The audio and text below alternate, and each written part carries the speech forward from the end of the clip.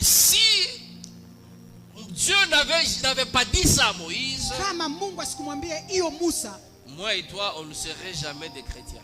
wewe na mimi kama tutafute kuwa wa Kristo. Amen. Amen. Amen.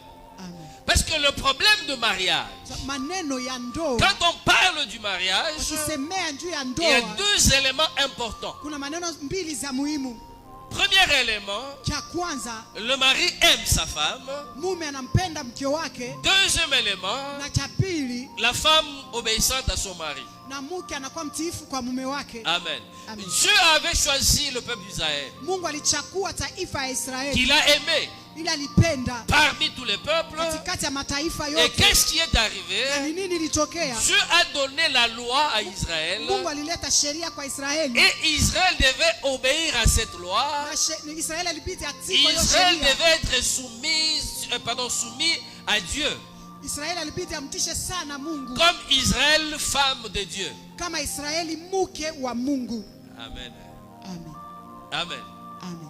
Israël, femme de Dieu. Israeli mke wa Mungu. Mais maintenant, comme Dieu, Sasa kama Mungu dans la loi, ne pouvait marcher qu'avec Israël. alitafuta kutembea paka na Il Israeli, n'y a que Israël que Dieu devait aimer plus que tout autre peuple. mpaka Israeli Mungu ampende sana Il n'y a kushinda que mataifa Israël qui yote. avait la loi. Ni mpaka Israeli alikuwa Et na sheria, qu'Israël devait se soumettre à Dieu. na Israeli ilibidi amtii Mungu. Et Dieu dit non. Mungu anasema Vous, hapana, vous êtes dans ce qui a été. nini mko vile vimesha Dans ce qui pita, a été, vile vimesha on doit pita, préparer ce qui doit être. inabidi tuandae vile tutakapokuja.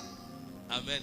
Amen. Voilà pourquoi, bien-aimé dans le Seigneur, Ndio maana mpendwa katika lorsque Bwana, Christ vient, wakati Kristo anakuja par la grâce, kwa neema, Christ est venu maintenant Kristo alikuja sasa te chercher toi, kutafuta qui wewe, n'avait pas le droit de salut, wao kustahili kuwa qui kupata était wokovu, un étranger, ulikuwa mgeni, et Dieu a fait de toi son épouse. na Mungu anakufanya unakuwa harusi wake. Amen.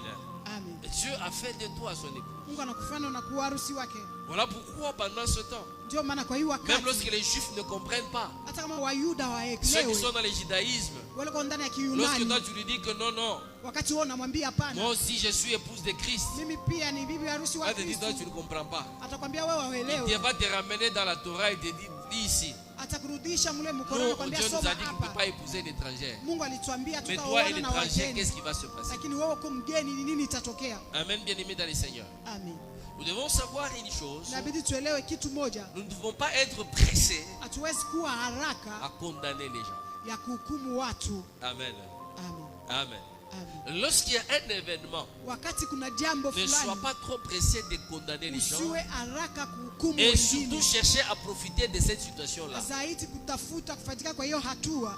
Amen. Amen. Ce qui pouvait être facile, Ile litafuta kwa kepesi c'est aller vers leur frère. ni kwenda kwa ndugu yao, Mais frère, mais qu'est-ce qui va pas? kwambia ndugu yetu, La nini loi dit haendeki? ça. Sheria Mais pourquoi inatuambia toi tu hivi. as fait telle chose? Sababu ya nini wewe unafanya jambo Il fulani? allait répondre.